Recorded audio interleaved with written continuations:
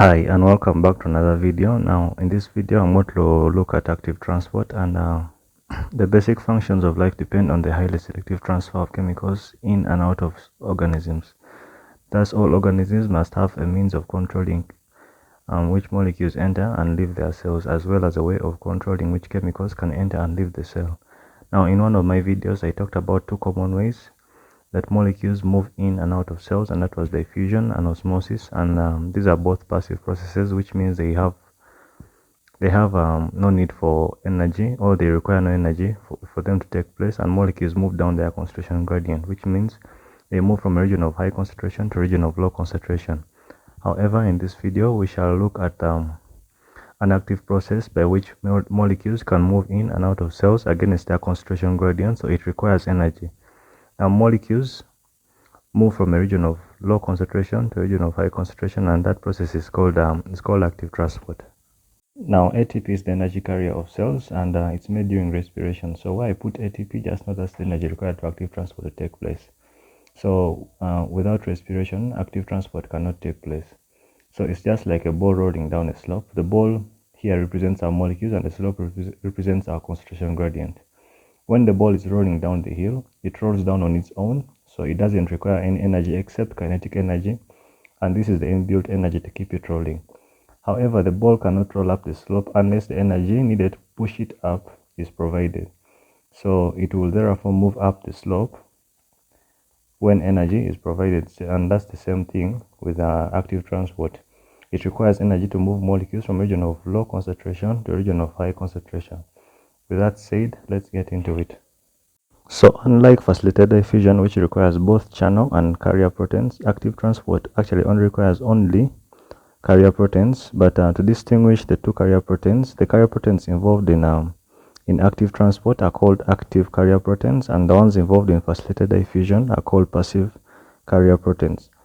So like passive carrier proteins, active carrier proteins bind to the molecule specific to the carrier protein, but unlike those, the passive, it only changes shape when ATP binds to it. So when ATP binds to these carrier proteins, it causes them to change shape in such a way that the molecule that is binded to them is transferred across the cell membrane. So without ATP, these carrier proteins cannot change shape.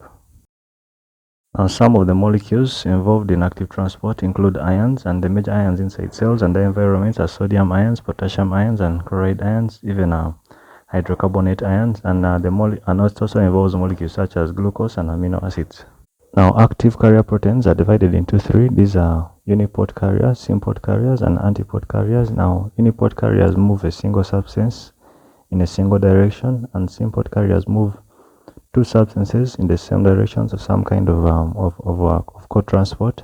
Then antiport carriers move two substances in different directions, so one substance can be coming in and one can be leaving the cell.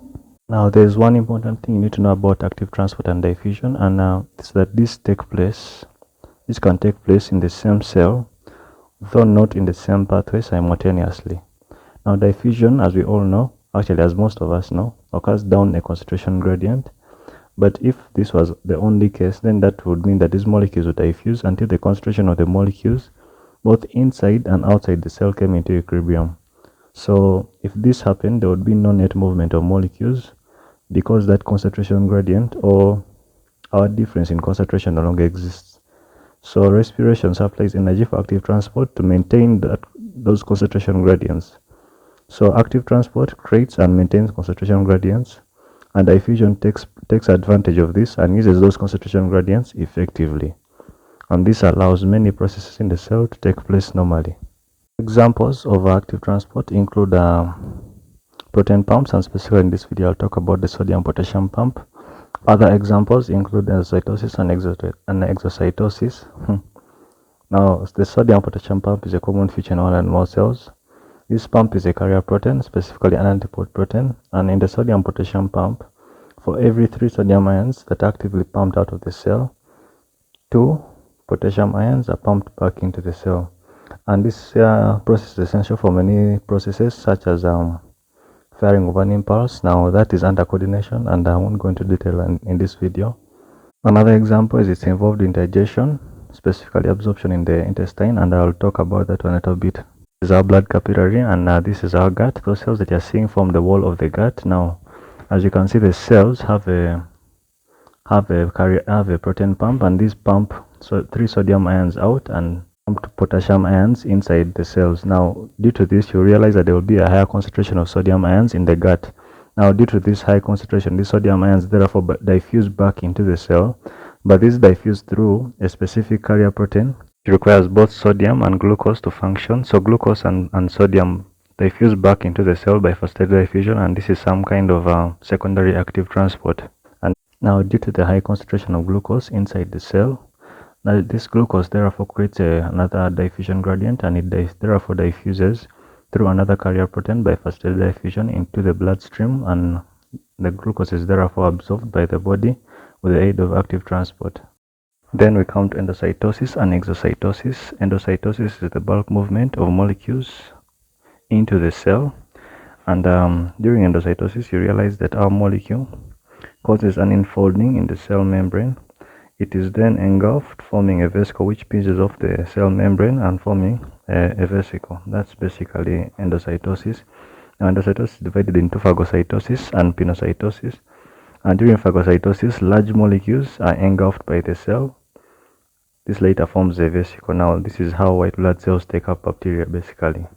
Then pinocytosis, small solids or water causes an enfolding on the cell membrane, and that forms a vesicle, as you can see.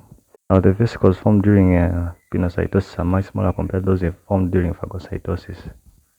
Then finally, we have exocytosis, and this is basically a reverse of endocytosis. So this is a bulk movement of molecules out of the cell. The vesicles here move to the cell membrane and fuse with it, and they therefore release their contents out of the cell. Now, exocytosis is used to release hormones, enzymes from the cells, and most of these vesicles actually bud off the Golgi apparatus. Now, it's also a way of releasing waste from the cell. And that's what I had to offer on active transport. Now, this is very important because it helps you as a biology student to grasp some important biology concepts on osmoregulation, digestion, and mostly in coordination when it comes to propagation of nerve impulses. I believe watching this video has been of some help to you, so please like the video, subscribe to my channel, and hit that bell icon to get notifications every time I release new content. Thank you for watching.